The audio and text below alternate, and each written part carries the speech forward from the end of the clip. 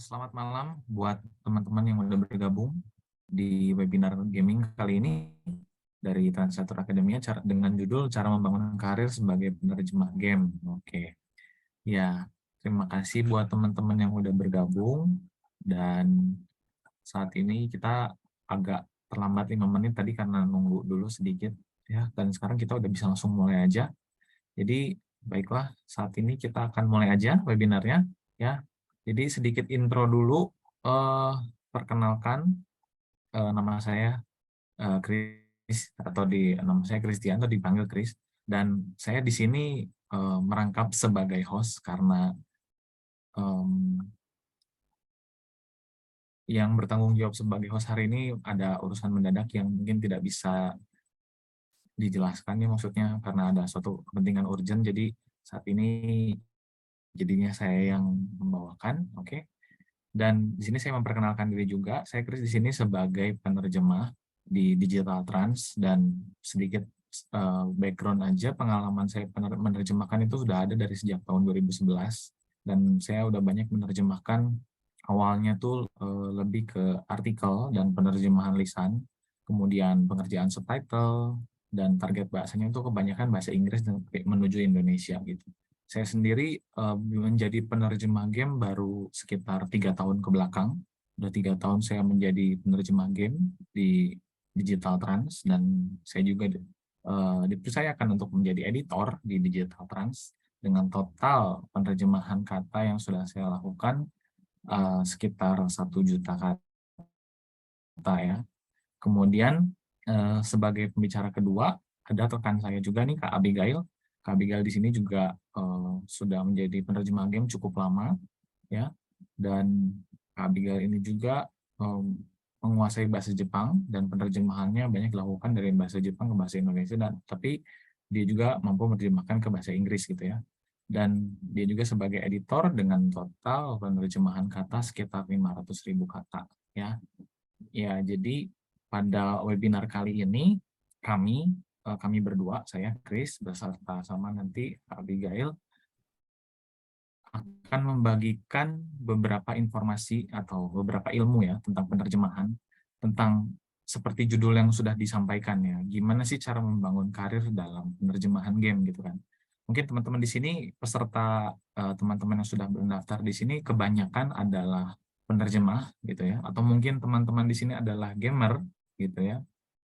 Mungkin kalau sempat bertanya-tanya ya, gimana sih cara menjadi penerjemah game, atau mungkin apa yang harus saya perhatikan kalau saya harus menjadi penerjemah game? Gimana sih caranya, melalui apa? Nah, sekarang kami di sini akan membagikan beberapa informasi ya, pengetahuan juga untuk teman-teman di sini. Lanjutkan, dan sedikit peraturan, boleh di next. Sedikit peraturan tentang webinarnya. Yang pertama, saya diharapkan semua peserta yang sudah terdaftar dilarang open mic dulu ya selama kami membawakan materi. Jadi tolong untuk menjaga ketertiban juga ya, supaya kita semua bisa menikmati webinar kali ini dengan ya fokus gitu ya. Kemudian diharapkan juga untuk tidak tidak merekam webinar ini secara diam-diam apalagi ketahuan ya. Oke.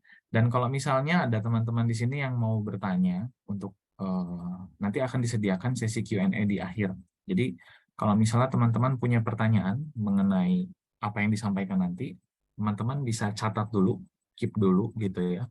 Nanti akan disediakan sesi Q&A khusus supaya teman-teman bisa bertanya. Karena nanti supaya penyampaian materinya tidak terganggu di tengah-tengah gitu, supaya nanti kita tetap fokus, sehingga pembawaan materi yang disampaikan mengenai penerjemahan game ini bisa sampai ke semuanya tanpa ada masalah. Jadi kalau ada yang kurang, kalau ada yang menjadi pertanyaan, nanti bisa di bagian akhir. Oke? Oke, terima kasih. Dan saat ini saya langsung lanjutkan aja. Jadi kalau teman-teman bisa masuk ke slide berikutnya. Oke. Jadi di sini teman-teman mungkin pernah melihat beberapa ditampilkan di slide. Ada Honkai Impact, ada Genshin Impact khususnya, mungkin pasti udah pada tahu ya. Kemudian Ragnarok Origin, Ragnarok Online Origin, ini game klasik yang sudah istilahnya di remake untuk versi mobile. Ini adalah beberapa game yang pernah dikerjakan oleh Digital Trans. Nah, jadi dan ini juga ada MiHoYo, ada Bandai Namco gitu ya. Dan ini adalah perusahaan yang pernah bekerja sama dengan Digital Trans sampai hari ini gitu ya. Jadi teman-teman kalau mengenal game ini, saya rasa teman-teman di sini pasti tahu sih, khususnya Genshin Impact ya. Karena banyak hal yang istilahnya ada meme bertebaran tentang Genshin Impact, tentang dialognya, tentang apanya, dan karakternya. Mungkin di sini ada teman-teman yang sering sana dan sebagainya. Jadi saya rasa teman-teman cukup familiar dengan game ini, dan ini adalah beberapa game yang sudah pernah dikerjakan oleh Digital Trans gitu ya. Oke, oke, masuk ke slide berikutnya. Nah, sekarang menjadi pertanyaan ya. Mungkin ini adalah pertanyaan teman-teman yang mengikuti uh, webinar kali ini gitu ya. Apa yang sebenarnya menarik jadi penerjemah game? Kira-kira apa sih daya tariknya? Kenapa sih orang-orang pengen jadi penerjemah game ya? Pertama kita bicara tentang gamenya dulu ya. Game itu kan sesuatu yang saya rasa masuk di semua kalangan usia ya. Nggak cuma anak-anak, tapi kebanyakan diminati anak-anak gitu kan. Mungkin di sini ada teman-teman tuh yang bermain game ya pasti untuk hiburan ya, untuk entertainment, semacam kayak escape eskapis dunia nyata ya,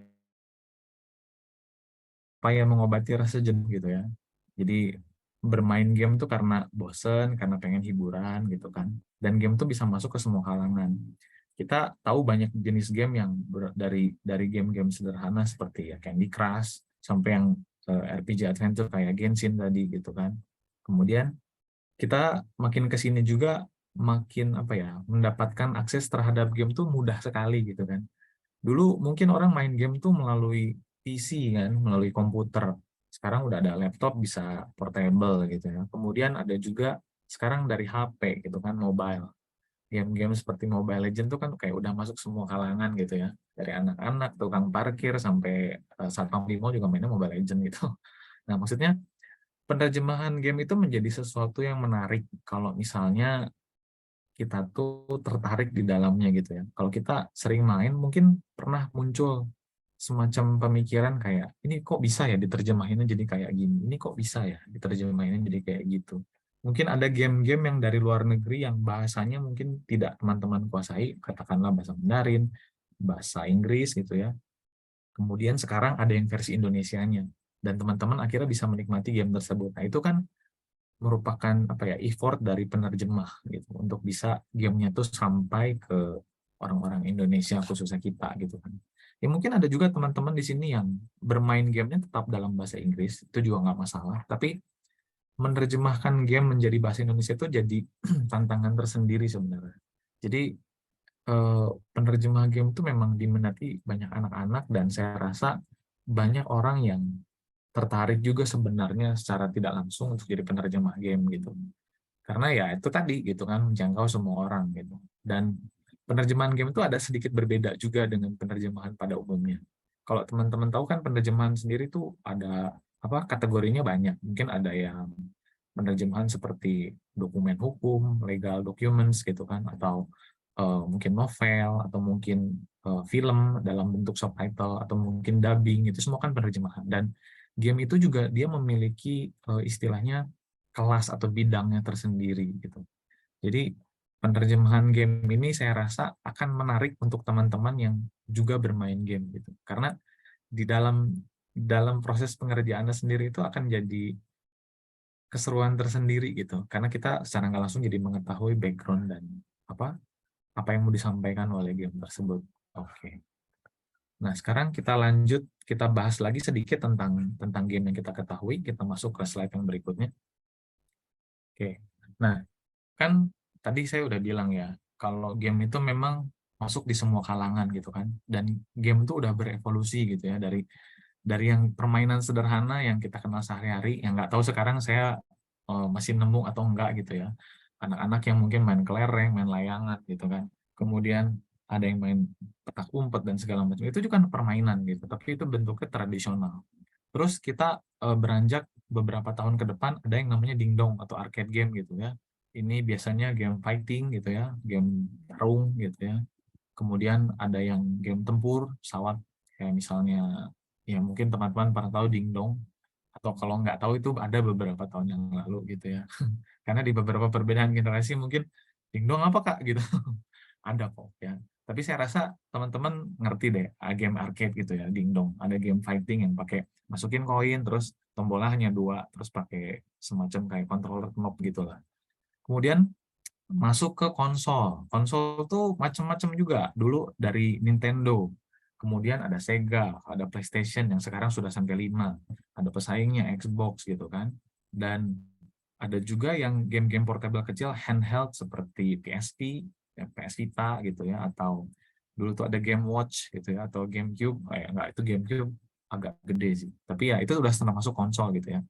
Jadi game itu udah berevolusi jadi yang tradisional makin baru, akhirnya masuk ke komputer, ke PC games gitu ya. Game-game yang kita install di PC, di komputer, di laptop gitu ya. Rata-rata kalau game PC itu eh, mungkin ya, saya rasa banyak kan game-game yang kalau di rental tuh game sepak bola misalnya gitu ya. Game sepak bola mungkin nggak terlalu butuh penerjemahan, tapi ya kalau ada penerjemahannya kan menarik gitu ya. Game PC kemudian sekarang ada di HP kan, mobile games gitu. Semua orang yang pegang HP sekarang ada gamenya, game dari yang paling gampang sampai yang paling sulit semuanya ada gitu kan. Dan yang terakhir mungkin teknologi makin berkembang ke sini itu ada VR ya, virtual reality atau AR juga ada. Maksudnya game-game yang makin ke sini tuh banyak game-game yang tidak hanya kitanya diam gitu, tapi kitanya mulai ikut bergerak kayak Nintendo Switch misalnya, gitu. Nintendo Wii juga kan kayak gitu. Itu jadi banyak variasinya. Jadi kita harus, maksudnya dengan mengenali evolusi game tuh, saya bisa katakan game itu bentuknya dan sifatnya tuh luas sekali gitu. Jadi seharusnya tuh peluang untuk kita bisa masuk ke dalam penerjemahan game itu ya sangat besar gitu kan. Apalagi tadi kan dibilang pasar game itu besar, orang-orang banyak yang main game segala macam gitu kan. Hampir semua kalangan usia main game. Atau beberapa orang ada yang mungkin nggak ngerti bahasanya gitu kan. Nah, jadi sekali lagi evolusi game itu akan terus berkembang. Jadi harusnya penerjemahan tentang game pun menjadi sesuatu yang tidak nggak ada matinya gitu. Kurang lebih kayak gitu ya. Nah, sekarang eh kita lanjut ke slide berikutnya. Nah, ini tadi saya sudah jelaskan ya, tapi saya bahas sekali lagi. Jadi kenapa sih orang-orang bermain game? Ya, satu, ngisi waktu luang gitu kan. Mungkin bosen nih, ngapain ya gitu kan. Ada yang hobinya baca buku, ada yang hobinya nonton film, ada juga yang main game gitu kan. Itu bisa digunakan untuk mengisi waktu luang. Tapi ada juga mungkin game-game yang sifatnya kayak stress relief, maksudnya ya melepas stres gitu. Mungkin bisa termasuk game fighting, tapi ya intinya game bisa mengisi waktu luang, bisa untuk stress relief, nah bisa juga untuk bersosialisasi. Ya, dan kalau udah sosialisasi pasti bentuk gamenya biasanya yang MMORPG gitu ya, atau bisa juga game-game yang istilahnya tim kayak yang biasa ada di untuk e-sports gitu, seperti yang kita ketahui kayak Mobile Legends, game-game MOBA gitu ya. Kemudian ada juga game itu untuk menambah wawasan ya. Nggak sedikit orang yang akhirnya bisa belajar dari game, baik itu bahasa, baik itu pengetahuan umum, kayak misalnya ada game kayak Need for Speed atau Gran Turismo misalnya. Orang-orang ada yang jadi belajar otomotif gara-gara game gitu, ada gitu ya.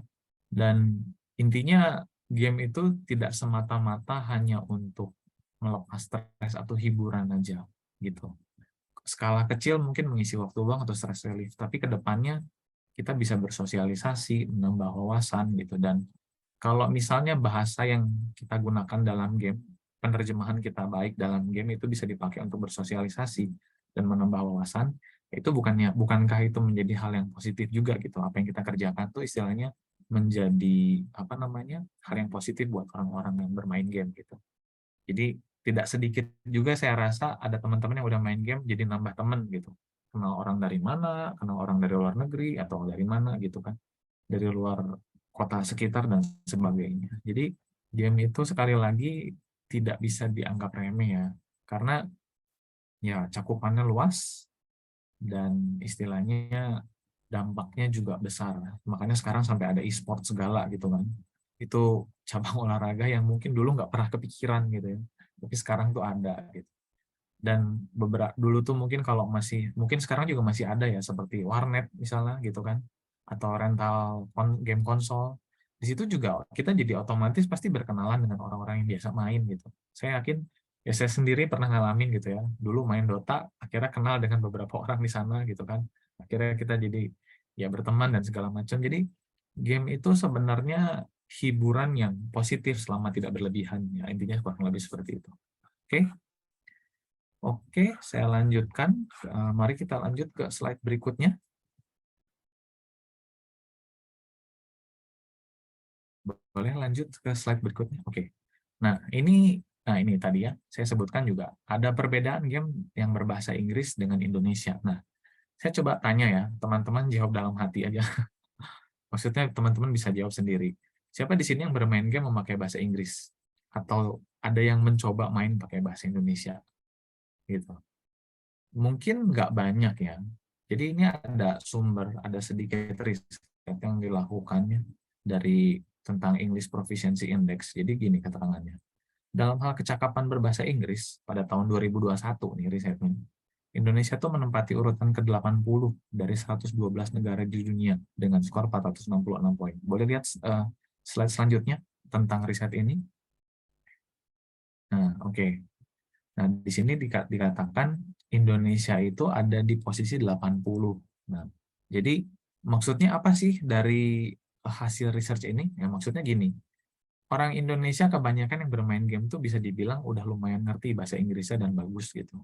Sampai dia dapat skor di 466 dan posisi 80. Jadi mungkin banyak teman-teman di sini yang bermain game tuh dengan menggunakan bahasa Inggris dan tetap bisa menikmati gitu. Dan kalau game-game kayak katakanlah arcade gitu ya, atau fighting yang nggak terlalu membutuhkan banyak membaca apa yang ada di dalam gamenya, mungkin tetap bisa menikmati gamenya tanpa masalah gitu kan. Tapi kalau misalnya gamenya itu sifatnya petualangan atau RPG atau misalnya ada cerita gitu kan. Katakanlah game-game besar seperti ya itu misalnya, atau misalnya game-game konsol gede yang punya title besar kayak Final Fantasy atau Tales of Series misalnya gitu kan. Nah, kalau game-game seperti itu mungkin kalau pemain gamenya itu tidak mengerti bahasa Inggris, ya mungkin mereka bisa tetap main gamenya, tapi kayak kesulitan aja gitu. Ini tuh sebenarnya gamenya ngapain sih? Ceritanya tuh apa sih gitu? Karena game sendiri itu daya tariknya saya rasa bukan hanya semata-mata di gameplaynya aja. Karena ada beberapa game yang punya cerita yang mumpuni gitu, punya cerita yang oh ini bagus nih ceritanya. Kita jadi belajar sejarah dari game itu, yang mungkin kayak Dynasty Warrior gitu ya. Kita mungkin jadi tahu pengetahuan umum tentang hal-hal di luar sana dari gamenya gitu kan. Nah, jadi penerjemahan game itu saya bilang apa namanya luas sekali arahnya, dan istilahnya manfaatnya juga baik gitu ya kalau misalnya bisa dilakukan, karena dia banyak orang Indonesia mungkin bisa main gamenya pakai bahasa Inggris betul, tapi ketika dia bisa diterjemahkan ke bahasa Indonesia tentu bisa menjangkau orang lebih banyak lagi. Dan kalau udah bisa menjangkau orang lebih banyak melalui penerjemahan game yang baik, saya rasa ya itu akan jadi nilai positif juga, karena kalau penerjemahnya berhasil menyampaikan apa yang mau disampaikan oleh pembuat game kepada pemainnya dalam hal-hal positif kayak jadi mengerti tentang suatu topik tertentu, jadi mengerti tentang cerita tertentu. Nah, itu tuh menjadi satu nilai plus yang saya rasa eh, apa namanya pengerjaan terjemahan itu tuh istilahnya sama baiknya ketika menerjemahkan novel atau hal yang lainnya gitu. Jadi kalau misalnya orang Indonesia ini mungkin nggak terlalu banyak orang suka main game, tapi kalau tahu ada game yang diterjemahkan bagus dan akhirnya jadi banyak orang yang bisa main gamenya, ya itu juga pasti bagus gitu ya. Makanya jadi tadi ini adalah tantangan buat kita, karena kalau misalnya kita lihat game-game besar, katakanlah game-game konsol misalnya, kan kalau ada pilihan bahasa tuh di gamenya gitu kan, terus ada bahasa Inggris, ada bahasa Spanyol, ada bahasa Mandarin, ada bahasa ya banyak gitu kan. Pernah nggak berpikir suatu hari nanti mungkin ada gitu bahasa Indonesia dalam pilihan game-game besar ini? Itu akan jadi keistimewaan sendiri sih gitu kalau kita bisa mencapai ke sana gitu. Jadi mungkin itu goal jangka panjang untuk kita semua ya, maksudnya untuk teman-teman yang tertarik dalam menerjemahkan game ini. Tapi intinya, saya mau katakan bahwa peluang pekerjaan penerjemahan game itu sangat luas gitu. Karena yaitu banyak yang belum diterjemahkan dan sebenarnya bisa kita terjemahkan, bisa menjadi hal yang positif banyak gitu ke depannya. Oke. Nah, sekarang kalau sudah ada keinginannya nih untuk menjadi penerjemah game, yang dibutuhkan apa? Nah, sekarang kita masuk ke slide berikutnya.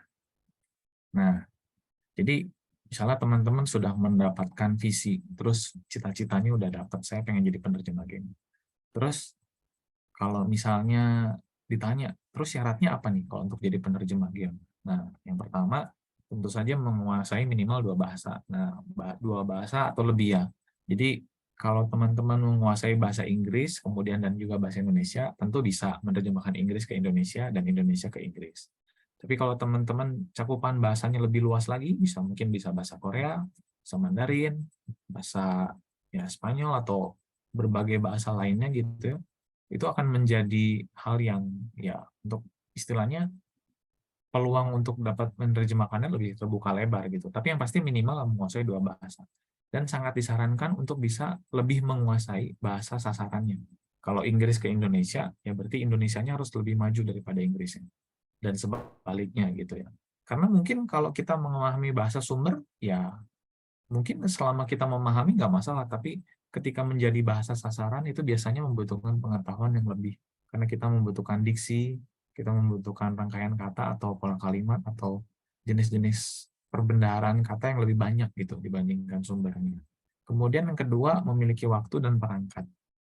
Kalau waktu udah pasti ya, namanya juga bekerja gitu kan. Nah, cuma kan pengerjaan penerjemahan itu ada orang yang menjadikannya sebagai pekerjaan utama, ada juga yang pekerjaan sampingan seperti freelance misalnya. Nah, yang pasti dua-duanya bisa gitu. Mau full time atau part time juga bisa gitu. Tapi yang pasti bisa memanage waktunya dengan baik gitu. Dan membutuhkan perangkat. Perangkat di sini tuh kebanyakan yang dibutuhkan yang pasti komputer atau laptop. Kalau HP aja bisa nggak, Kak? Bisa, tapi mungkin lebih efisien kalau PC atau laptop gitu ya. Dan yang terakhir ini yang paling penting, kalau bisa sebisa mungkin penerjemah juga adalah game entusias. Maksudnya kalau penerjemah itu punya pengalaman bermain gamenya luas, itu pasti akan sangat membantu.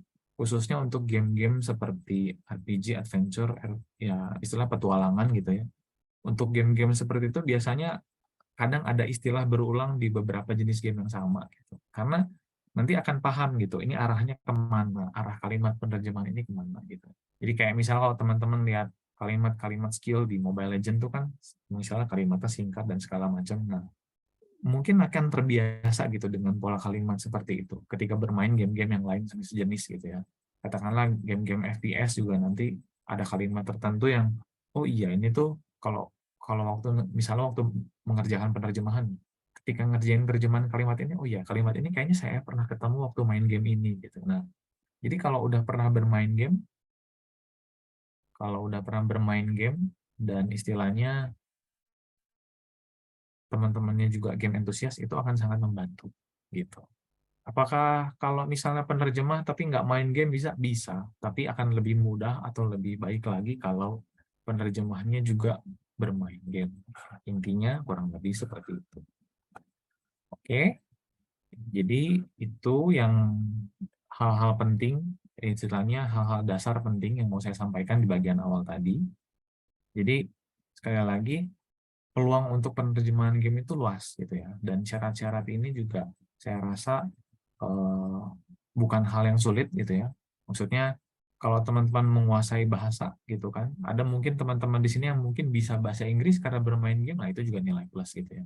Tapi yang pasti adalah menguasai minimal 2 bahasa itu wajib, memiliki waktu yang perangkap, bisa manage waktu dengan, dan sekali lagi harus menjadi game entusias. Oke, oke. Sekarang kita akan lanjut ke slide yang berikutnya. Boleh di next? Oke. Nah, jadi kita akan masuk ke dalam materi utama ya. Kita akan masuk ke dalam penerjemahan tentang kurang lebih sedikit intisari tentang penerjemahan game. Dan kita akan memulai ini, saya persilakan untuk Kak Abigail akan menyampaikan materi ini. Jadi ini Kak Abigail adalah penerjemah yang sudah lebih berpengalaman ya. Jadi saya bisa, jadi saya sekarang mau saya oper aja, silakan Kak Abigail untuk menyampaikan materi yang akan disampaikan tentang penerjemahan.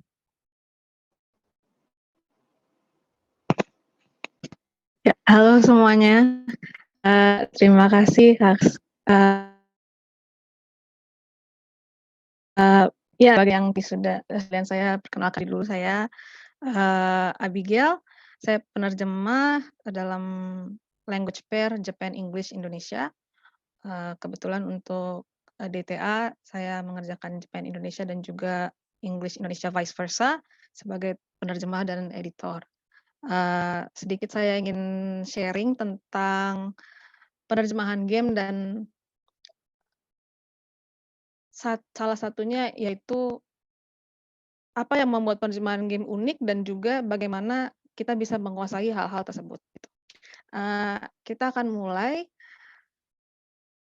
Di slide ini sudah kelihatan ya, pertama itu ada 3 poin yang membuat penerjemahan game itu unik, tapi mungkin teman-teman melihat ini kayak, ini sih biasa gitu ya, tapi ini saya jelasin dulu ya.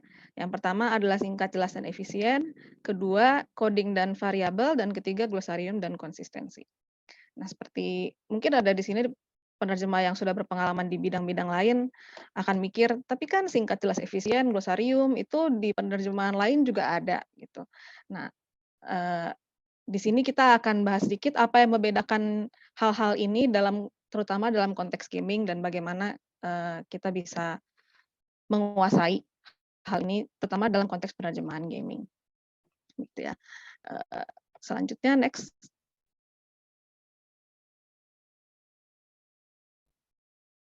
Halo, selanjutnya next. Ya. Nah, jadi poin 1 dulu itu singkat, jelas, dan efisien. Seperti yang kita lihat ini, people play games for the gaming experience, yang artinya apa? Hal yang terpenting saat menerjemahkan game, yang harus diingat oleh seorang penerjemah game adalah bahwa game ini nanti akan dimainkan, begitu ya.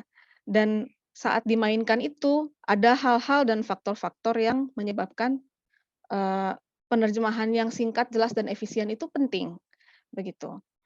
Kita harus bisa memosisikan diri sebagai pemain, bagaimana penerjemahan kita bisa membuat pengalaman mereka itu lebih menyenangkan dan lebih tidak membuat pusing. Karena seperti yang tadi sudah dijelaskan, orang kan bermain game itu untuk have fun, gitu ya. Salah satunya untuk have fun, untuk melepaskan stres.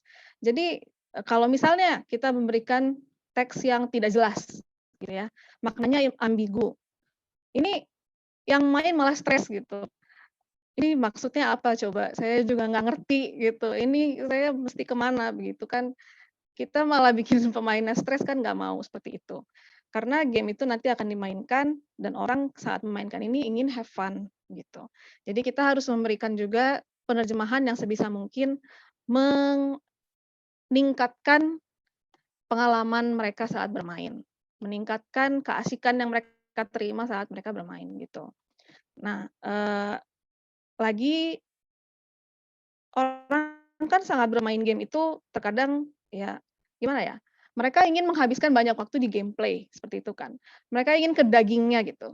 Story-nya apa, gameplay-nya bagaimana, terus bermain dengan teman-teman misalnya begitu. Nah, kalau misalnya kita berikan teks yang tidak efisien begitu ya, bertele-tele dan menggunakan banyak kata-kata yang seharusnya dihapus juga maknanya sama aja gitu. Itu akan menghabiskan waktu mereka gitu. Mereka kan ingin cepat-cepat ke bagian enaknya gitu. Ya kita sebisa mungkin tidak memberikan effort yang tidak perlu mereka berikan saat bermain game, begitu. Pada intinya, kita harus bisa posisikan diri ya, salah satunya, mengapa tadi sangat penting bahwa kita itu adalah seorang game enthusiast saat kita penerjemah game. Karena jika seseorang adalah game enthusiast akan lebih mudah bagi mereka membayangkan, kalau saya jadi pemain, saya tuh maunya penerjemahannya yang seperti apa ya, yang enak buat saya itu seperti apa, begitu. Nah, satu lagi, saat memainkan game itu, banyak teks yang, munculnya hanya sebentar, gitu ya. Mungkin kalau teman-teman main game apalagi yang real time seperti Mobile Legends atau apa ya, kayak Valorant gitu, CS:GO gitu, Dota apa, itu kan semuanya waktunya real time. Jadi sebisa mungkin kita mengurangi waktu yang mereka habiskan untuk membaca teks.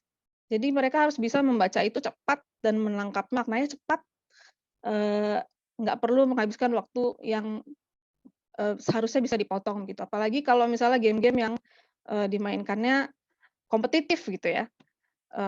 Kan sebisa mungkin apalagi kalau misalnya mainnya lawan, eee, pemain dengan bahasa lain gitu. Ya kan kalau misalnya kita bisa membantu mereka bagaimana?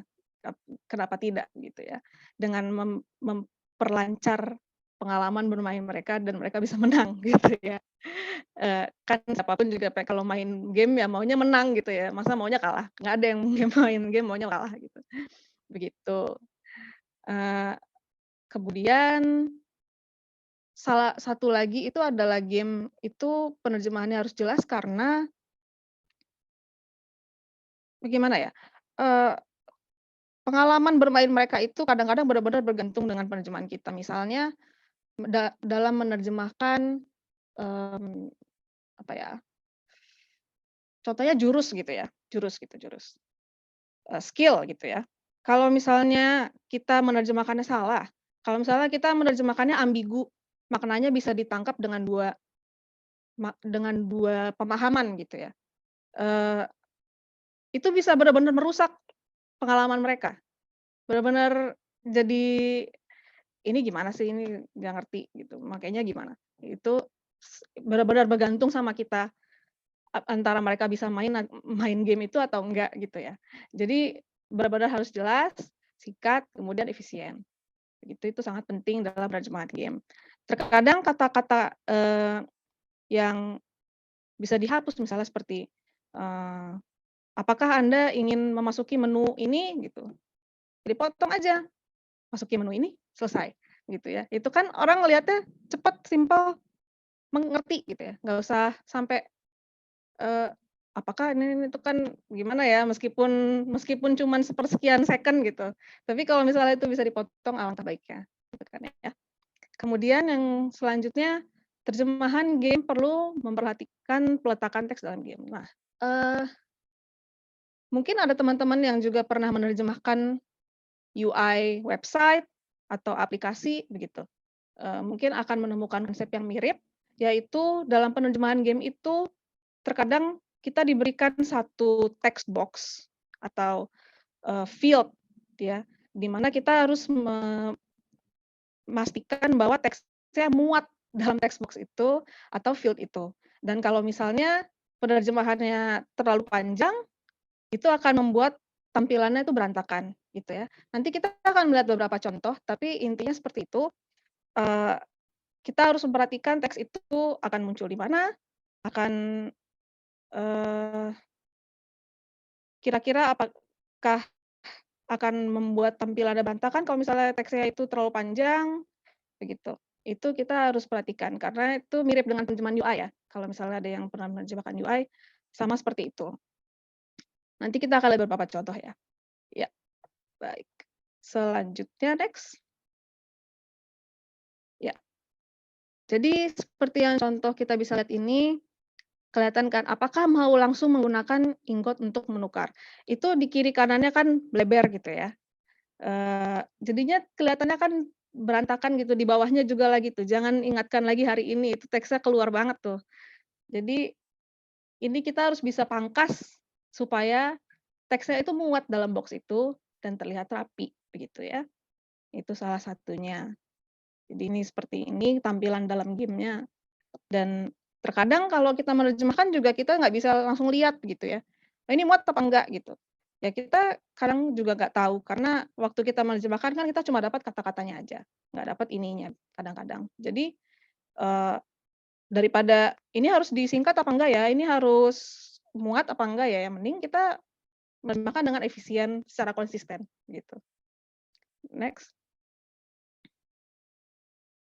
Ya, kalau yang ini, yang pertama akun hanya dibatasi 1 kali penguncian, kedua pilih akun yang akan diikat dengan cermat, terus ketiga yakin mengunci akun. Ini di source text-nya, penguncian dan diikat dan mengunci itu katanya sama. Dan apa yang terjadi di sini adalah hasil penerjemahannya beda. Nah, ini selain masalah konsistensi ya, nanti kita akan bahas juga, eee, ini memberikan makna yang tidak jelas kepada player, ya. Mengunci dengan diikat tuh sama atau beda gitu. Mungkin secara, apa ya, kita lihat sekilas kayak, ya udah sih mereka sih pasti ngerti gitu. Tapi kan kalau kita bisa sekali lagi kalau kita bisa memperlancar experience itu pada mereka, kenapa tidak begitu. Penguncian penguncian penguncian. Apalagi ini kan berkaitan dengan akun gitu, berkaitan dengan keputusan yang harus dibuat oleh seorang pemain gitu kan. Jadi mereka harus melihat ini kemudian membuat keputusan. Ya, bisa aja terjemahan yang salah menjadikan ada keputusan yang salah gitu. Nah, kita harus meminimalisir hal-hal seperti itu, begitu. Next. Oke, kalau yang ini, ada di button yang warna abu-abu ya, di bawah itu kombinasi Kak, gitu. Eee, ini salah satu isu yang, apa ya, paling sering terjadi juga, yaitu button. Button itu memang tombolnya areanya sangat kecil dan benar-benar kita harus every letter counts gitu ya. Ngap itu kan tinggal kurang 1 huruf, kayak ngapus 1 huruf aja bisa bisa membuat hal yang, harusnya tidak begitu jadi malah berantakan gitu kan. Jadi begitu, itu salah satunya isu yang sering muncul dalam penerjemahan game. Nah, ada juga misalnya nanti orang mikir, "Terus kenapa nggak desainnya aja diganti?" Gitu. Desainnya diganti, ya nerjemahinnya sebebas kita aja, terus nanti mereka yang adaptasi desainnya bagaimana. Nah, penerjemahan game itu salah satu yang membuat dia agak repot dalam melakukan revisi-revisi seperti itu adalah prosesnya itu sangat panjang, ya. Dari teks kita yang kita terjemahkan itu, sampai menjadi antarmuka yang seperti ini, itu memakan waktu dan memakan effort gitu ya. Dari dev, dari apa, developer game-nya, pengembang game-nya, dan, semua yang terlibat lah seperti itu.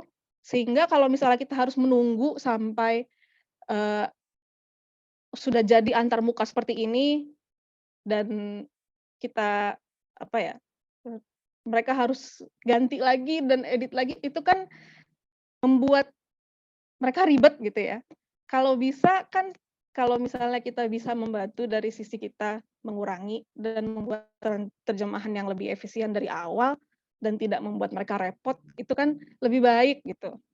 Jadi itulah pentingnya dari awal kita harus sudah efisien, jangan bergantung sama, eee, komentar-komentar dan revisi. Karena satu, prosesnya sangat panjang, dan dua, eee, sangat repot gitu. Dan ketiga juga, kenapa tidak bisa asal main ganti desain aja, kan ini diterjemahkan ke banyak bahasa kadang-kadang ya. Biasanya tuh game itu diterjemahkan ke banyak bahasa sekaligus, begitu. Nah, kalau misalnya mereka harus ganti desain buat, mengakomodir terjemahan kita, gitu. Terus nanti yang bahasa lain diakomodir lagi penerjemahannya, bahasa lain diakomodir lagi, waduh pusing gitu ya. Jadi, eee, memang nggak cuma dalam bahasa Indonesia, tapi dalam semua bahasa penerjemahan game itu sebisa mungkin jangan, eee, bertele-tele begitu ya. Sebisa mungkin singkat dan memperlancar semua proses yang terjadi dalam developing game ini gitu ya. Karena satu ada desain, ada coding, ada apa, itu game itu sangat melibatkan banyak sekali orang gitu ya. Misalnya kalau novel kan dibaca, sama editor, ini harus diganti," balikin lagi, diganti, balikin lagi, udah selesai gitu. Tapi kalau game itu tidak seperti itu, begitu. Itu salah satunya juga yang membuat kita harus efisien dalam menerjemahkan, seperti itu. Ya, next. Ya, oke, untuk materi coding dan variabel aku serahkan lagi ke Kak Kris, karena kebetulan dia lebih pro dalam bidang ini dalam saya dibanding saya. Silakan. Makasih Kak Abigail, sudah sampaikan poin pertama ya. Ya jadi kalau di game itu kita kan lihat ada beberapa formatting ya. Formatting di sini tuh maksudnya gini, kalau misalnya teman-teman bermain game kayak Genshin, ya ini yang paling gampang saya ambil contoh Genshin dalam perihal gacha misalnya. Atau misalnya bayangkan game-game yang bertarung atau petualangan yang ada menyangkut elemen gitu ya. Misalnya ada kata tertentu, skill tertentu, elemen api warnanya merah gitu kan. Kemudian elemen air warnanya biru gitu. Terus elemen angin warnanya hijau dan sebagai elemennya gitulah. Jadi kan kita tahu ada format tertentu dalam beberapa kata dalam game gitu ya. Kenapa kata tersebut dijadiin tebal, kenapa miring, kemudian berwarna. Nah, itu tuh udah masuk ranahnya coding dan variabel. Kalau di sini teman-teman ada yang mungkin pernah mengerjakan web design atau pernah blogging, mungkin ngerti gitu coding variabel tuh harus ada eh, istilahnya tag-tag tertentu yang ditaruh di dalam kata gitu ya untuk bisa nanti katanya jadi merah, jadi miring, jadi segala macam gitu. Nah, game juga kita masuk mengerjakan coding dan variabel, tapi jangan keliru ya, maksudnya jangan merasa aduh pusing nih coding dan variabel, harus pemrograman, bukan. Jadi gini, jadi coding dan variabel itu kan merupakan selipan dalam source terjemahan game yang memiliki fungsi khusus. Fungsi khususnya tuh kebanyakan tuh formatting gitu. Nah, coding itu berfungsi untuk text formatting, sedangkan variabel berfungsi untuk menyediakan space untuk value yang unik. Oke, mungkin masih belum nangkep maksudnya. Sekarang kita coba masuk ke contoh yang pertama. Slide berikutnya. Boleh next.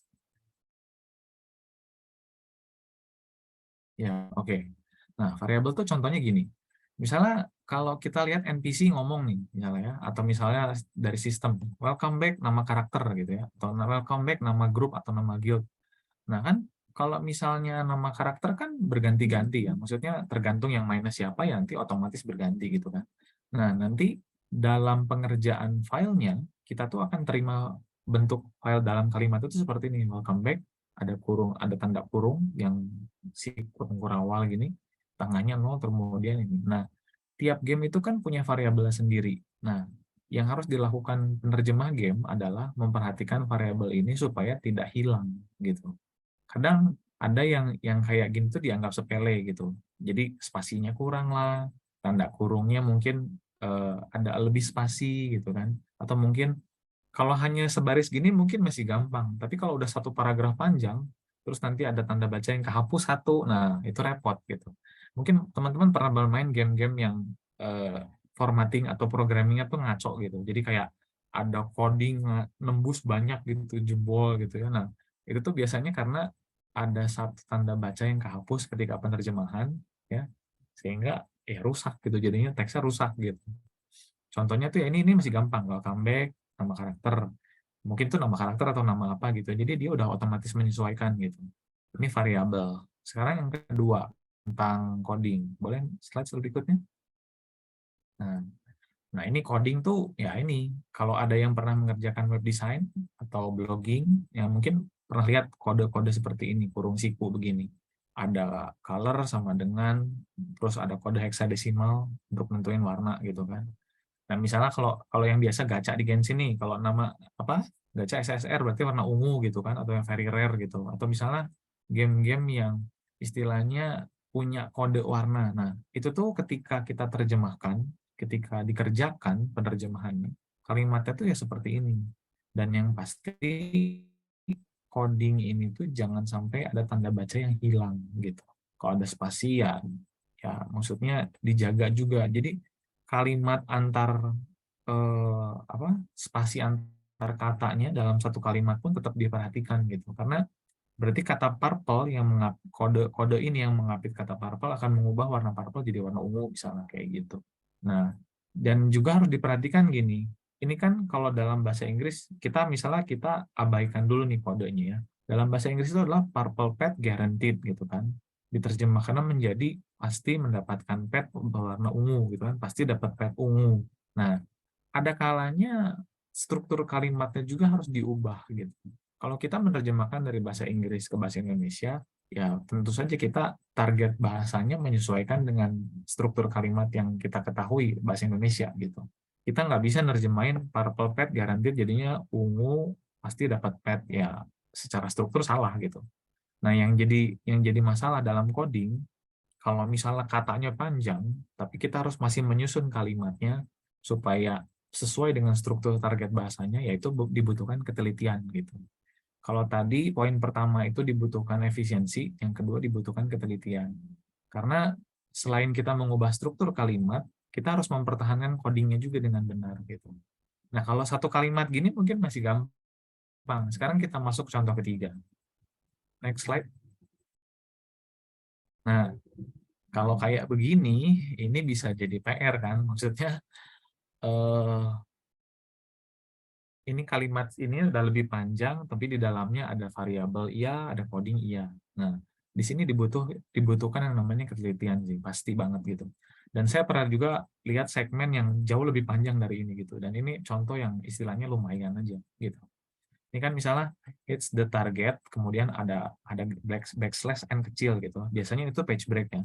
It's the target, places a tag for 5 seconds, tags up to 4 tags, any given hit after 4 stack tags, the deal 100, kayak gitu lah. Jadi, secara pertama kita harus perhatikan dulu nih, mana aja yang masuk sebagai variabel atau tag gitu. Ini ada backslash sama n gitu kan. Ada backslash sama n. Jangan sampai nanti si n ini kehapus, nanti udah pasti buyar aja, berantakan gitu nanti si kalimatnya. Nah, kalau sudah diperhatikan mana aja yang tidak boleh dihapus, ya kita perhatikan kalimatnya gitu. Kalau sudah diperhatikan kalimatnya, ya kita ubah susun strukturnya ke bahasa target gitu. Ini dalam konteks ini bahasa Indonesia. Yang menyerang target itu akan memberikan teks selama 5 detik gitu ya. Mungkin semacam buff atau debuff gitu. Maksimal 4 tag, 4 kali maksimal gitu. Saat mencapai 4 tag, nanti ketika targetnya diserang lagi, nanti damage-nya akan bertambah sebesar 100.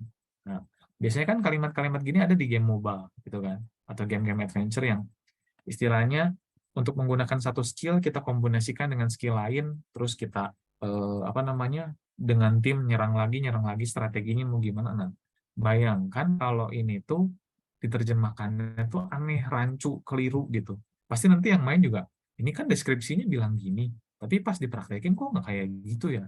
Ini yang salah nih, ada yang salah. Nah, itu urusannya akan jadi panjang gitu ya. Nah, jadi sebisa mungkin di sini tuh dibutuhkan ketelitian yang ya lumayan sih gitu. Karena kalau udah bicara variabel coding itu maksudnya rentan sekali terjadi kesalahan gitu. Sering banget kesalahan di situ. Jadi harus memperhatikan dan teliti gitu. Karena biasanya tag ini tuh muncul banyaknya tuh ya ini di skill gitu kan, atau di kalau kalimat-kalimat yang istilahnya kayak judul event atau judul quest atau mungkin kalimat dialog itu mungkin nggak terlalu jadi masalah. Tapi ketika ini udah jadi skill atau rusak itu akan repot gitu ya. Jadi kalau tadi efisiensi, yang ini kita dibutuhkan namanya ketelitian. Jadi harus memperhatikan coding dan variabel. Nah, terus satu lagi, ada juga pernah nih, ini kan dalam tag-nya itu, dalam codingnya itu ditulis color sama dengan green gitu kan. Ada nih pernah penerjemah yang mau daftar ceritanya, terus dia dikasih tes, dia terjemahin color sama dengan green-nya jadi terjemahkan menjadi warna sama dengan hijau. Nah, nggak boleh. Jadi kalau coding di dalam tanda baca begitu, itu udah dari sistem dari sananya begitu. Gitu. Yang cukup diterjemahkan itu bagian luarnya aja. Kalau di dalam codingnya diterjemahin nanti rusak. Dianggapnya ya sistem nggak membaca kode itu gitu. Karena kodenya sudah ditetapkan. Kalau warna itu ya green gitu. Jadi makanya harus dibutuhkan ketelitian mana aja yang harus diterjemahin, mana yang nggak perlu diterjemahin. tanda baca mana yang jangan sampai kelewat seperti itu. Gitu ya. Jadi kalau teman-teman nih nanti misalnya setelah dari sini mau apply terus kayak ada tes begini jangan sampai salah. Kayak tag di dalam ini jangan terjemahkan yang di luar ini diperhatikan gitu. Seperti itu kurang lebih ya. Itu tentang coding dan variabel. Kemudian selanjutnya, oke, kalau untuk poin selanjutnya saya kembalikan lagi ke Abigail. Silakan Kak. Ya, oke. Untuk poin terakhir yaitu glosarium dan konsistensi. Lagi-lagi mungkin untuk yang sudah mengerjakan teks seperti subtitle atau novel, di sana juga ada glosarium dan konsistensi. Nah, apa yang membuat hal ini dalam penerjemahan game itu unik gitu ya. Dan salah satu yang harus diperhatikan, sekali lagi penerjemahan itu harus memikirkan pemain ya. Kalau misalnya satu term memiliki hasil penerjemahan yang berbeda, itu bisa membuat mereka bingung dan juga bahkan tidak bisa bermain gitu. Ini skill-nya jadi nggak bisa dipakai, nggak bisa dipahami, ini maksudnya apa, begitu. Kalau misalnya kan mereka membaca teks kita lalu membuat keputusan, lalu kalau misalnya penerjemahannya itu tidak konsisten, membuat mereka bingung dan membuat mereka tidak bisa membuat keputusan dengan mudah, itu, akan membuat mereka bingung gitu. Jadi kenapa harus ada glosarium, agar penerjemahannya semuanya konsisten dan pemain game itu tidak bingung. Salah satunya dalam game itu, eee banyak sekali terms ya, banyak sekali terms, ya. Untuk apa, skill, nama item, nama lokasi, nama karakter, belum lagi kalau misalnya dalam story-nya entar ada entah frasa apa yang harus konsisten penerjemahannya, belum lagi UI, belum lagi apa, banyak sekali yang harus itu semuanya harus sama gitu. Makanya ini salah satunya kenapa especially dalam penerjemahan game itu glosarium dan konsistensi itu sangat penting gitu ya. Inkonsistensi akan pengaruhi gaming experience. Pasti terjemahan selalu konsisten gitu. Eee Tadi saya singgung sedikit membuat keputusan gitu ya. Kalau misalnya baca novel atau nonton baca subtitle gitu sambil nonton, ya itu kan orang pasif gitu ya. Mereka nonton itu paling bingung, "Oh ya ada bingung, ha," gitu, "saya bingung," gitu. Tapi kalau misalnya game kan, dia membaca ini kemudian membuat keputusan gitu ya. Jadi kalau misalnya, itu mereka berpartisipasi aktif gitu ya.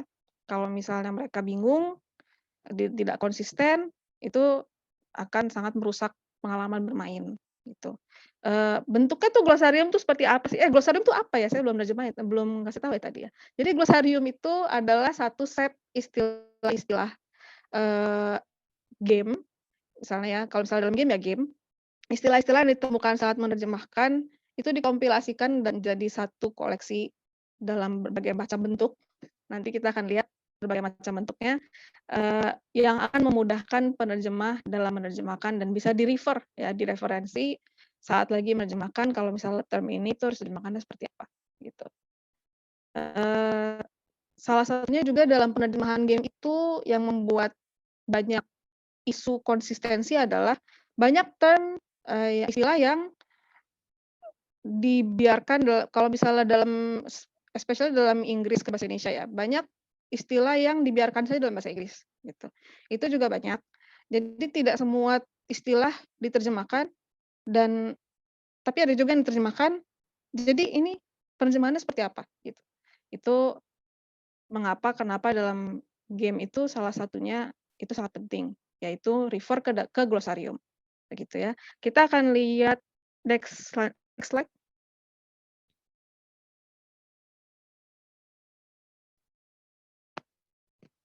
Next slide please. Ya. Ya jadi tadi saya sudah bahas ada yang dimasukin ini beberapa ya. Jadi bukan semuanya, tapi ada nama, lokasi, skill, item, rank, fitur gitu ya. Ketidakkonsistensian ketidakkonsistenan dalam penerjemahan untuk hal-hal seperti ini itu sangat fatal gitu ya. Kalau misalnya saya naik rank dari misalnya beginner ke advance gitu. Nanti ada penerjemahnya yang selanjutnya nerjemahin beginner ke pemula, padahal yang lainnya itu beginner-nya tetap beginner gitu. Nanti pemain itu benar-benar akan bingung gitu. Ini saya jadi statusnya bagaimana, kok saya tidak jelas gitu. Jadi kayak itu harus diminimalisir hal-hal seperti itu. Nama, lokasi, skill, item, rank, fitur, yang lainnya itu misalnya menu, menu items, UI gitu ya. UI kalau home bilangnya apa, apakah terjemahkan ke beranda, apakah dibiarkan home, kalau misalnya weapon menu dibiarkan apa, kalau misalnya, yang lainnya itu hal-hal dalam story nanti dialognya harus konsisten dan segala macamnya, pokoknya banyak kali hal-hal yang harus diperhatikan. Nanti kita lihat contohnya, eee, seperti apa kalau glosarium dalam penerjemahan game. Ya, next. Ya, jadi contohnya seperti ini, kita bisa lihat ya ada berbagai macam kategori, ada item, karakter, ya hal-hal lainnya seperti itu, proper noun, location. Nah, eee, ini kita bisa lihat sampai kata enemy gitu. Enemy harus konsisten musuh, entar ada yang nerjemahin lawan. Mungkin ya secara logika ya sama aja gitu, tapi kan apalagi kalau misalnya dalam perintah game gitu ya, objektif suatu quest gitu misalnya, objektif suatu misi. Kalau misalnya mau menang harus mengalahkan 10 enemy gitu. Nah, jadi orang kan sudah tahu kalau musuh tuh, oh itu gitu. Tapi kalau misalnya lawan atau kalau misalnya term lain yang digunakan, itu kan menambah, eee, apa ya, kecenderungan pemain untuk salah paham, begitu. Meskipun terlihat mirip, tapi kalau misalnya bisa sama kenapa enggak? Kemudian kita lihat itu lokasi ya, ada yang diterjemahkan tetap fortified city, ada yang jadi jalur sutra, ini kadang-kadang memang tergantung konteks, ada yang kita terjemahkan, ada yang tidak, gitu. Jadi jangan sampai, oh semua lokasi harus diterjemahkan, padahal enggak gitu. Oh semua lokasi harus di-keep bahasa Inggris, padahal juga enggak, gitu. Nah, kadang banyak yang nanya itu, jadi kita harus nerjemahin atau enggak intinya, gitu ya. Jadi sebenarnya ini terjemahin apa enggak sih, Kak? Apa enggak ada life hack aja gitu, pokoknya gini semuanya selesai gitu. Nah, eee, dalam hal seperti ini nanti akan ada guide-nya dan dalam pembuatan glosarium ini juga nanti pasti akan guide-nya, akan ada approval dan segala macamnya. Jadi, eee kadang memang dalam satu kategori pun ada yang penerjemahannya harus demikian, ada yang harus demikian, itu nanti akan dibantu dengan adanya glosarium, begitu. Ya, next. Ini contoh inkonsistensi ya dalam suatu game, eee, satu itu misalnya yang di kanan, di atas tuh diterjemahannya peti perunggu, peti besi, kemudian di bawahnya stone chest, wooden chest gitu ya. Ini jadi seperti tadi kan, item itu diterjemahkan atau tidak bahasa Inggris atau bahasa Indonesia gitu. Eee, adanya glosarium akan mencegah hal-hal seperti ini. Kalau misalnya memang, semuanya diterjemahkan peti perunggu, peti besi, peti batu, peti kayu. Kalau mau jadikan bahasa Inggris semua, eee, jadi bronze chest, stone chest gitu. Itu gunanya adanya glosarium untuk meminimalisir ketidakkonsistenan, inkonsistensi yang seperti ini. Ya, selanjutnya.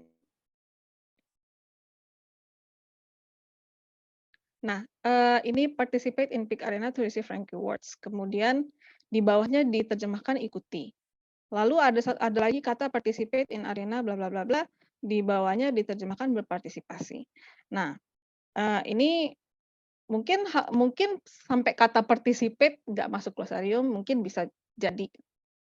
Ada yang dimasukkan, ada yang tidak dimasukkan, tergantung case by case ya. Tapi kalau misalnya kita melihat ini dalam satu list gitu ya, satu daftar yang kita lihat di satu waktu yang sama gitu, ini di atas ada ikuti, di bawah ada berpartisipasi, ini sama atau beda ya gitu. meskipun lagi-lagi maknanya mungkin mirip, tapi kalau misalnya kita bisa bikin sama semua kan pemain jadi, "Oh itu sama semua," gitu. Untuk mendapatkan ini achievement ya, ini dari achievement, untuk mendapatkan achievement itu hal yang saya lakukan ya sama gitu, nggak usah pikir ini beda apa sama gitu. Itu salah satu tugas kita untuk membuat penerjemahan yang, mudah untuk dipahami.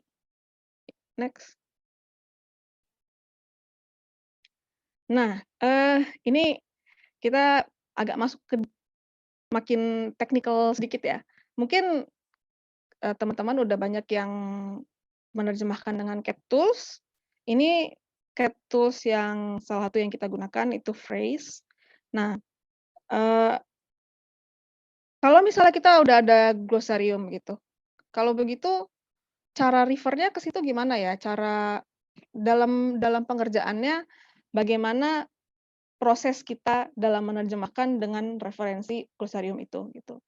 Itu nanti akan dibantu dengan CapTools. Jadi kalau misalnya ada tools, kita lihat di teksnya itu ada istilah yang ada di dalam glosarium, nanti akan langsung muncul, di glosarium ada nih istilah ini, kamu harus nerjemahin ini jadi ini, gitu. Jadi nggak usah bolak-balik, ada term ini nih di glosarium ada apa ya gitu, di-search gitu tuh nggak usah bolak-balik, dengan CapTools itu semuanya menjadi lebih simpel, gitu. Nanti akan dilihat, sama CapTools-nya langsung di teksnya ada atau tidak di glosariumnya, di cross check, kemudian kalau misalnya ada nanti akan langsung muncul. Jadi itu akan sangat mempermudah, eee, penerjemah dalam melakukan tugasnya, gitu ya. Next. Ya,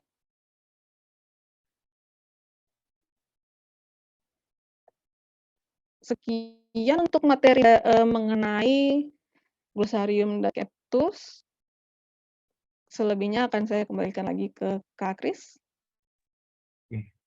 Ya, terima kasih Kak Abigail sudah menyampaikan 3 poin penting tadi ya. Jadi kalau bisa saya simpulkan nih, 3 hal penting yang harus teman-teman perhatikan itu adalah kalau dalam penerjemahan game, yang pertama itu adalah efisiensi, kedua teliti, dan yang ketiga konsistensi. Ya, jadi itu saya rasa 3 hal yang paling penting harus diperhatikan ketika menerjemahkan game. Soalnya tadi dari contoh-contoh yang sudah dibahas tadi, intinya memang 3 poin itu gitu. Karena kesalahan yang paling umum sering terjadi karena nggak teliti, karena nggak konsisten gitu kan, karena nggak efisien gitu kan. Tadi ada yang sampai bocor box, apa desain apa segala macam, kemudian soal coding, ada yang sampai rusak itu tampilannya, kemudian ada istilah yang berulang tapi ternyata tidak konsisten. Nah, jadi saya rasa 3 poin penting tadi bisa menjadi hal utama yang jadi bekal buat teman-teman kalau mau istilahnya mengubah hobi bermain game gitu ya jadi karir gitu. Jadi sekali lagi saya sebutkan efisiensi, kemudian yang kedua teliti, ketiga konsistensi ya. Jadi sekali lagi dengan 3 poin tadi saya harap teman-teman bisa mulai tertarik nih mengubah hobi jadi karir gitu. Karena banyak orang Indonesia yang belum bisa bahasa Inggris, maksudnya mungkin secara garis besar bisa paham gitu, tapi kalau misalnya bisa memahami lebih menyeluruh melalui bahasa Indonesia, melalui penerjemahan yang bagus, itu kita akan memberikan pengalaman bermain game yang berbeda gitu buat mereka. Karena kan kita tahu nih e-sport sudah mulai ada besar gitu kan. Kemudian eh, peluang-peluang game yang belum diterjemahkan juga banyak gitu kan. Tadi kalau nggak salah saya lihat ada yang bilang juga banyak banget game indie yang benefit banget kalau ditranslate ke bahasa Indonesia. Iya betul gitu. Jadi sebenarnya peluang pasar tuh besar gitu. Selama teman-teman di sini istilahnya bisa mengerjakan penerjemahan yang baik untuk game-game yang akan dikerjakan gitu. Oke, jadi itu materi yang bisa disampaikan untuk saat ini dan kemudian berikutnya boleh slide selanjutnya. Oke, ini sekarang waktunya sesi Q&A. Kalau misalnya teman-teman ada pertanyaan bisa disampaikan, boleh bisa melalui chat atau mau langsung satu persatu aja. Saya kasih waktunya sekarang.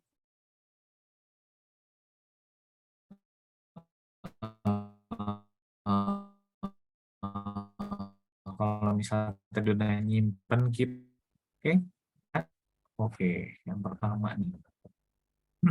Oke, saya bacain ya pertanyaannya. Dari Meika Zahara Danti.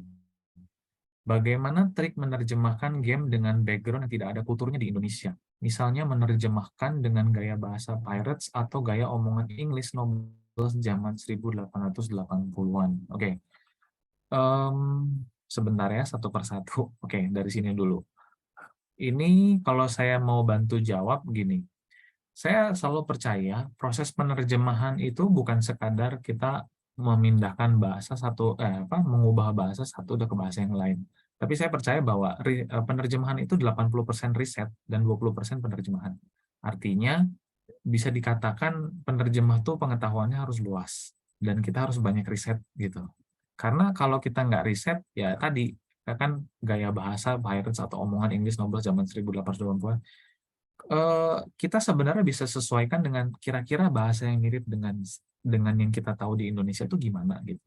Kalau misalnya kita bisa menemukan gaya bahasa yang sekiranya pas, cocok gitu kan, ya kita ikuti. Kayak misalnya kalau misalnya ada game-game yang melibatkan karakter dari zaman modern misalnya.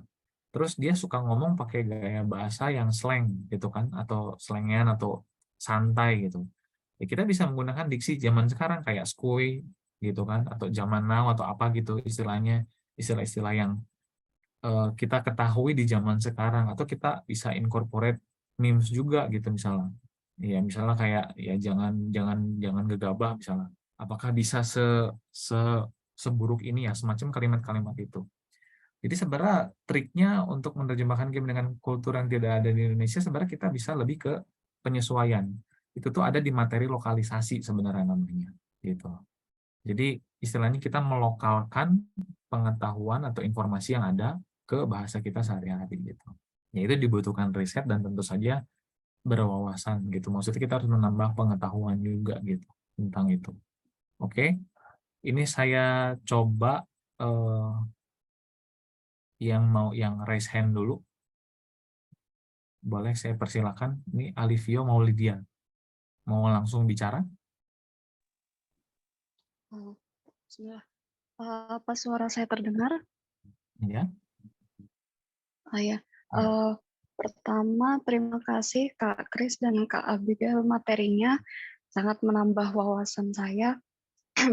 Eh, Pertanyaan saya itu, apakah ada tips atau kira-kira step-step apa yang bisa saya atau kami ikuti untuk masuk ke dunia penerjemahan game atau mungkin ke dunia penerjemahan secara umum.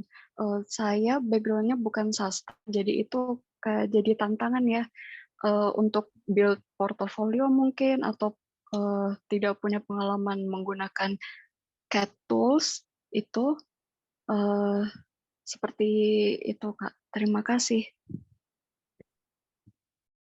Ya, terima kasih pertanyaannya. Sebenarnya ini lebih ke istilahnya apa ya namanya, kita mencari kayak portofolio atau kayak masuk ke circle penerjemahan gitu ya. Kalau nggak salah, setahu saya itu ada namanya Indonesian Game Translator Community gitu.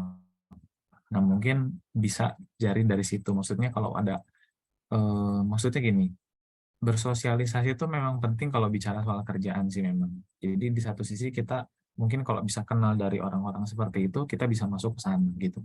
Kalau misalnya tips lain itu memang lebih ke untuk nambah portofolio misalnya, memang kita kadang gimana ya, bagaimana saya menyampaikannya ya. Basically itu kayak kita punya bekal penerjemahan itu memang harus ada semacam kayak porto buatan, atau maksudnya kita pernah mengerjakan apa gitu misalnya kan. Kemudian eh, kalau misalnya kita sudah pernah mengerjakan sesuatu, itu kan masuk ke portofolio kita, tapi mungkin di bidang tertentu aja, nggak di bidang lain. Mungkin untuk konteks ini pengennya di game gitu kan.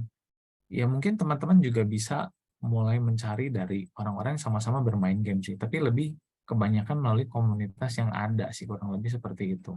Kalau dari Kak Abigail sendiri mungkin ada tips mengenai hal ini? Halo, halo. Sorry, suara kedengeran ya? Iya, iya, kedengaran. Ini videonya mati atau kenapa? Ya udah. Kenapa bagaimana cara Oh, sorry. Oke. Gimana? Halo? Ya. Iya, heeh, iya, cara cara menerjemahkan, ya. Ya, jadi maksudnya pertanyaan di sini kayak gimana untuk bisa masuk ke misalnya kayak komunitas Kalau penerjemah atau kayak untuk membuat portofolio sih lebih ke sana.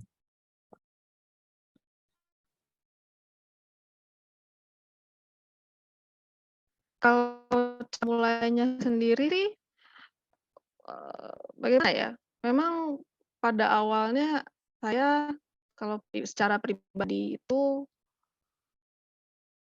meng-apply sebanyak-banyaknya begitu. Saya waktu itu kekeh banget pengen menjadi penerjemah game dan meskipun nggak ada pengalaman, eee, saya benar-benar apply ke semua peluang penerjemah game yang saya temukan gitu. Dan biasanya enak dalam, dunia penerjemahan ini adalah terkadang justru saya CV itu nggak diminta itu. Mereka hanya memberikan tes, lalu saya harus kerjakan, kalau misalnya bisa ngerjain dengan baik, ya nanti akan diterima, gitu. Jadi memang yang penting adalah terus mengasah menerjemahkan game. Saya dulu sering menerjemahkan sendiri, gitu ya. Ada game yang saya suka, nggak ada penerjemahan Indonesianya, saya ambil aja, teksnya, kemudian saya coba terjemahan sendiri, kira-kira yang saya suka itu seperti apa, gitu. Eee, itu latihan bisa seperti itu. Kalau misalnya ada yang mau mencoba latihan sebelum apply, itu saya sarankan banget karena, eee, waktu saya mulai mengerjakan tes pertama itu sangat terasa bantuannya gitu ya.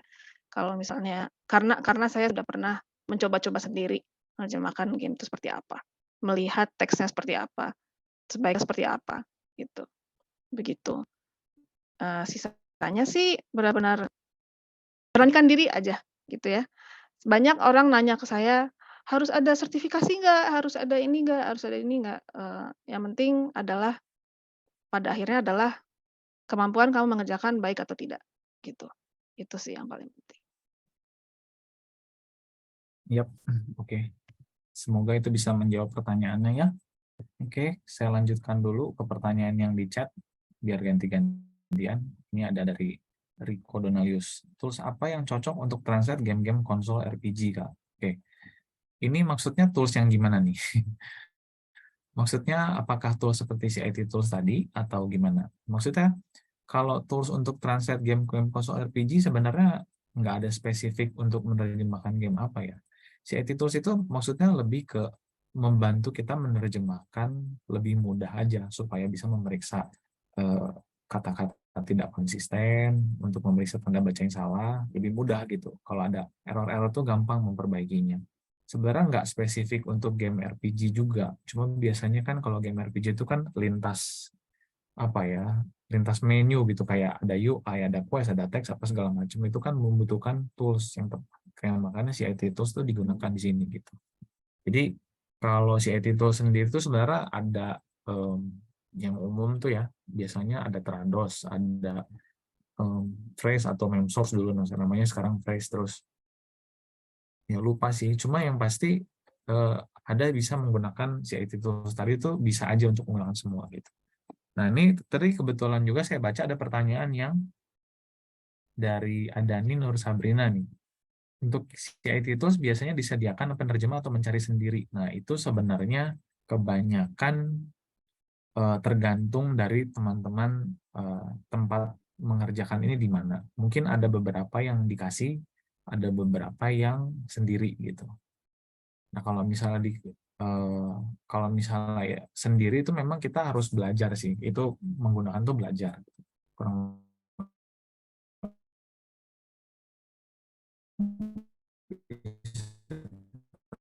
gitu. Jadi itu apa namanya? Yang raise hand. Coba saya persilakan yang ini, Kalesya Erwinanda. Boleh?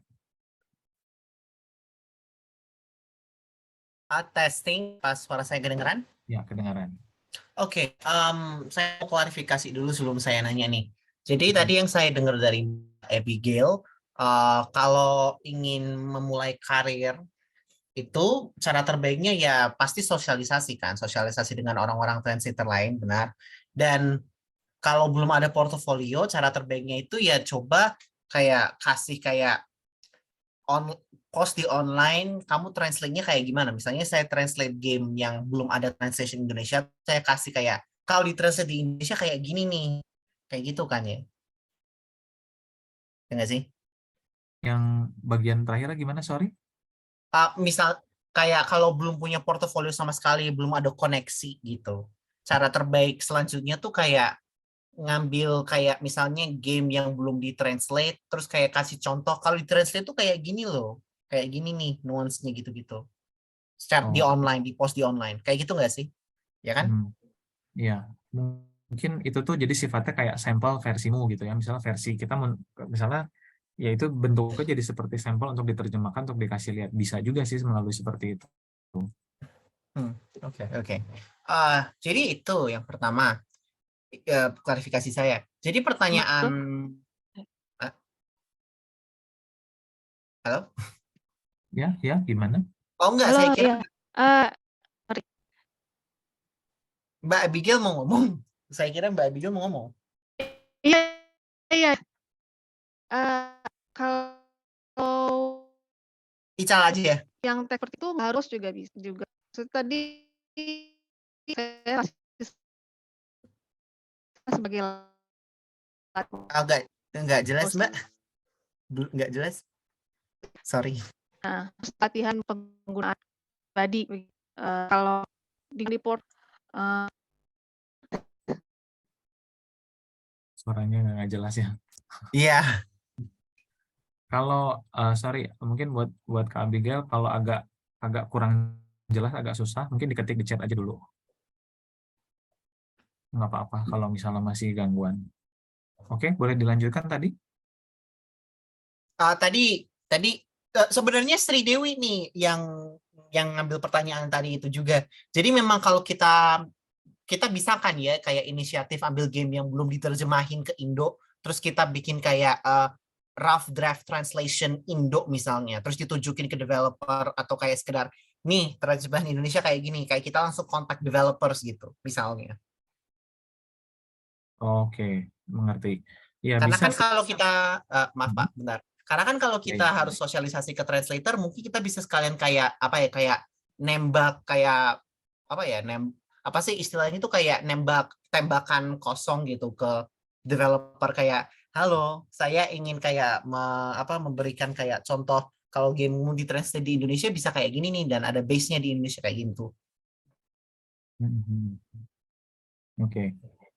Ya, jadi basically memang itu tuh kayak kita buat mengerjakan versi sampel sih. Maksudnya kayak sampel penerjemahan kita ini loh. Biasanya sih itu berlaku nggak hanya untuk game sih. Maksudnya untuk banyak penerjemahan juga gitu sih. Kayak misalnya ini sampel yang saya pernah kerjakan dan istilahnya kayak self project sendiri gitu. Itu bisa dipakai sih cara seperti itu gitu. Lebih ke self promotion sih memang itu. Istilahnya kayak nambahin portofolio sendiri. Bisa memang cara seperti itu. Seperti itu. Ya. Oke. Ya, Ya, oke berarti ya. ya, oke. Itu aja sih. Aja dulu. Oke, terima kasih. Kemudian, oke, ini karena pertanyaannya banyak dan waktunya juga menipis, saya pilih pertanyaan yang sekiranya menarik dulu ya. Bentar, saya lihat dari chat sekali lagi.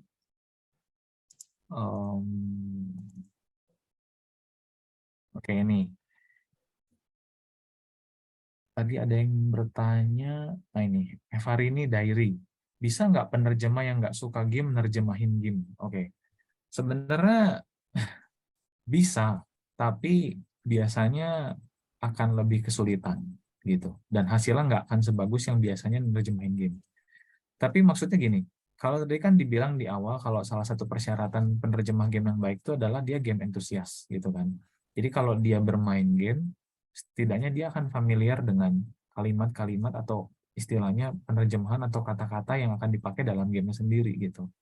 Jadi udah langsung nyambung nih. Oh, kalau nerjemahin skill tuh berarti harus kayak gini kalimatnya, jangan panjang-panjang. Kayak tadi Kak Abigail udah bilang, kalau hanya muncul sejenak aja kira-kira ini kayak hanya pekikan atau apa ucapan di skill gimana, ya nggak usah lama-lama, berarti kalimatnya jangan panjang. Nah, seperti itu sih. Lebih ke hal-hal seperti itu. Kalau dibilang bisa, bisa. Cuma kualitasnya mungkin sedikit berbeda gitu aja. Oke? Kemudian saya persilakan lagi nih yang angkat tangan, yang raise hand, Iriani Putri, silakan. Halo, Halo, oke, suaranya kedengaran? kedengaran, silakan. Oke, sip. Sebelumnya makasih banyak untuk beberapa informasi dan share pengetahuannya juga. Pertanyaan dari saya itu sebenarnya sama juga sih ya, nggak terlalu jauh-jauh pastinya dari pekerjaan sendiri itu. Pekerjaan penerjemahan game itu sebenarnya lebih mudahnya itu mencarinya di mana gitu. Jadi Oke. kan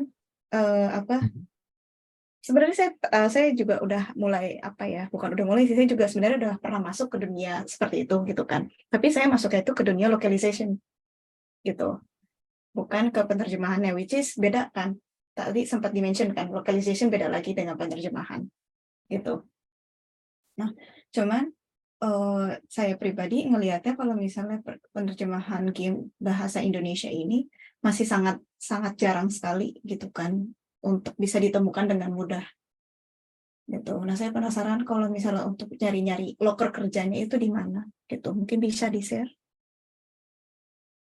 Ya. Oke, terima kasih. Untuk tempatnya di mana sebenarnya memang ini sebenarnya bisa dibilang topik yang berbeda ya. Tapi memang gimana ya? Tadi kan saya bilang di awal tuh tentang sebenarnya pasar dan peluangnya tuh banyak kan untuk penerjemahan game gitu.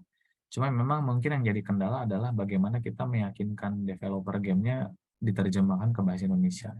Memang ini ada untuk pencariannya sendiri tempatnya di mana secara spesifik saya pun nggak bisa pastikan ada di mana. Dan kalau dibilang kemana pun saya bisa dibilang kurang tahu gitu. Tapi biasanya kebelakangan ini kebanyakan sih kalau kita nyari di tempat pekerjaan umum kayak LinkedIn misalnya, atau misalnya tempat resource, tempat mungkin kayak info lowongan pekerjaan kayak di Instagram atau yang kumpulan seperti itu, ya biasanya ada. Tapi secara spesifik di mananya memang saya bisa kurang bisa menjawab juga sih pertanyaan ini, karena balik lagi ini memang menyangkut ranah developer, komunitas penerjemahan dan segala macam gitu, seperti itu. Tapi yang pasti sih selalu ada kalau mau dicari sih, memang harus effort aja sih, karena game itu agak spesifik segmented juga kadang gitu, karena kan umumnya penerjemahan tuh ya kalau nggak web novel atau novel, buku, artikel gitu kan. Kalau game mungkin nggak banyak, tapi biasanya ada aja sih gitu. Mungkin bisa dicari juga dari perusahaan-perusahaan penulis game atau misalnya yang distributor game sendiri sih, biasanya dari sana gitu. Semoga bisa menjawab pertanyaannya, jawabannya Sip. tadi barusan. Sip, terima kasih. Iya. Oke. Nah, sebelum saya lanjut satu pertanyaan terakhir, saya mau sampaikan dulu ya. Gini teman-teman, tadi kan dibahas juga soal localization ya. Jadi gini, nanti setelah ini boleh coba sebentar ya, saya lihat dulu. Oke, boleh ke slide selanjutnya dulu? Oke, nah jadi gini teman-teman. Tadi kan ada bahas sebut soal localization dan translation itu beda. Kemudian ada ngebahas soal CIT tools dan segala macam gitu ya. Nah, sekarang jadi di sini nanti ke depannya Translate Academy juga akan mengadakan bootcamp tentang game ya, untuk penerjemahan gaming dari Chinese ke Indonesia dan juga Inggris ke Indonesia. Nah, materi yang di-cover itu termasuk yang tadi dibahas, dan ada mungkin beberapa pertanyaan teman-teman yang mungkin bisa dijawab di bootcamp ini gitu, tentang localization dan translation gaming, bedanya apa sih gitu kan. Terus kayak misalnya CIT tools tuh gimana ya cara pakainya, belajarnya gimana. Nah, melalui kelas bootcamp ini nanti teman-teman bisa belajar di sana. Jadi bagian materinya ada. Nah, oke. Ini materinya. Jadi dengan teman-teman mengikuti bootcamp ini ya, itu akan meningkatkan kemampuan dan wawasan lebih dalam dari yang apa yang disampaikan tadi, dan saya berharap juga untuk bisa teman-teman bisa masuk ke karir profesional mengenai penerjemahan game. Dan kemudian yang menarik tuh adalah belajar sambil praktik gitu. Jadi kalau teman-teman pengen nyobain CIT tools tapi nggak tahu gimana caranya, nah lewat kelas ini bisa gitu. Dan udah gitu kalau misalnya ada pertanyaan lebih in-depth tadi, bedanya localization sama translation apa ya? Kenapa ada orang nyebutnya localization? Kenapa ada yang nyebutnya terjemahan atau translation? Terus kalau ada pertanyaan in-depth lebih teknikal lagi, semua akan dibahas di sana. Ini materi-materi yang tertulis ya, ada di gambar. Jadi ada perkenalan ke localization gaming, kemudian ya ini ada tentang kebahasaan, struktur tata bahasa. Nah, terus kalau karena ini target bahasanya Indonesia, jadi ada linguistik dan literasi bahasa Indonesia. Terus nanti ada juga localization style guide gitu ya. Terus kemudian juga in-depth lagi tentang coding dan variabel, kemudian tentang UI, optimization, tentang efisiensi UI gitu ya. Kemudian tentang gaming terms atau glosarium. Nah, ini yang tadi saya bilang tentang CIT tools juga ada. Nanti juga ada tentang materi yang lebih advance gitu, akan dibahas di sana gitu.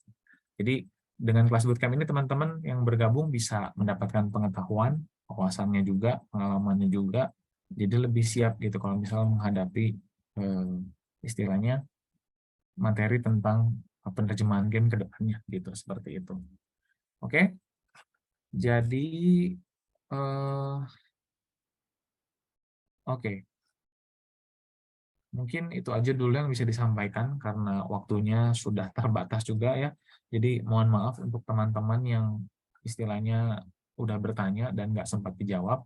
Tapi yang pasti saya harap semoga apa yang disampaikan tadi bisa menjadi bekal yang baik, dan saya tetap mengundang teman-teman untuk bisa mengikuti bootcamp karena di situ kita bisa belajar sama-sama dan praktik sama-sama supaya bisa lebih paham lagi dan ya sama-sama mengembangkan diri perihal penerjemahan soal game ini gitu. Oke, kemudian ini yang terakhir, kalau masih berkenan kita masuk boleh ke sesi dokumentasi. Kalau teman-teman di sini mau open cam untuk ikut di foto boleh, enggak juga nggak apa-apa, tidak dengan paksaan. Tapi yang pasti kalau misalnya mau ikut dokumentasi boleh, silakan. Sekali lagi mohon maaf untuk pertanyaan-pertanyaan yang nggak bisa dijawab semuanya, tapi yang pasti itu semua bisa istilahnya apa ya? Setidaknya ini bisa menjadi bekal yang baik untuk teman-teman mengikuti kegiatan penerjemahan game ke depannya. Oke, saya persilakan sama host yang mau foto. Ini udah semua, ada yang masih mau open cam, boleh? Dipersilakan kalau mau, enggak juga enggak apa-apa. Terima kasih yang sudah mau open cam juga kalau ini. Oke.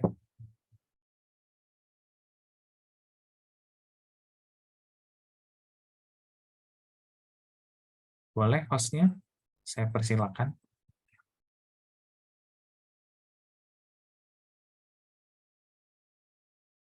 Ini udah banyak yang open cam juga. Oke.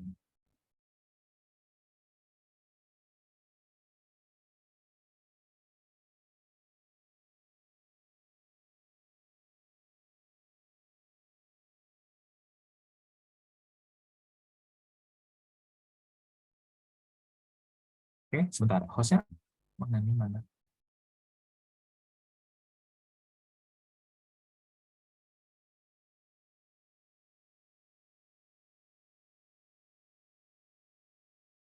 Oke, saya ambil fotonya, saya ambil screenshotnya ya. Oke. Satu, dimulai dari halaman pertama. Halaman pertama, oke. 1, 2, 3.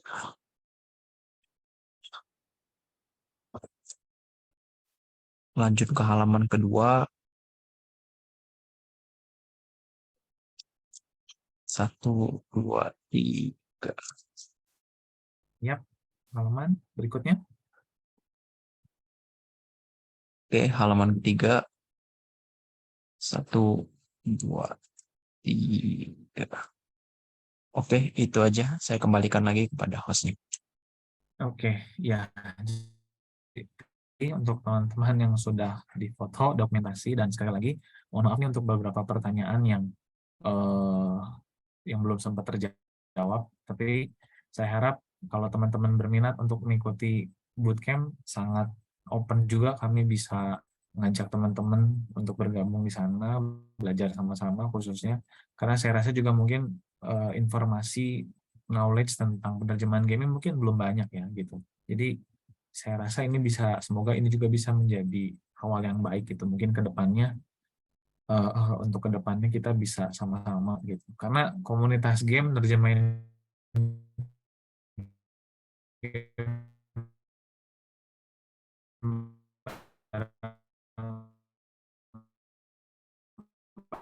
itu seru saya rasa. Karena kita sama-sama mungkin buat teman-teman yang udah berpartisipasi, terima kasih udah meluangkan waktunya dan kesempatannya untuk bisa bergabung di webinar Navigator Academia. Jadi saya pamit dulu dan sekian dulu dari saya. Terima kasih. Sampai ketemu lagi di kesempatan atau webinar berikutnya ya, atau bootcamp ya. Kalau ketemu di bootcamp boleh juga. Oke. Terima Terima kasih. kasih. Kasih. Terima kasih, Kak. Terima kasih, Kak. Makasih atas ilmunya. Yuk, Kak.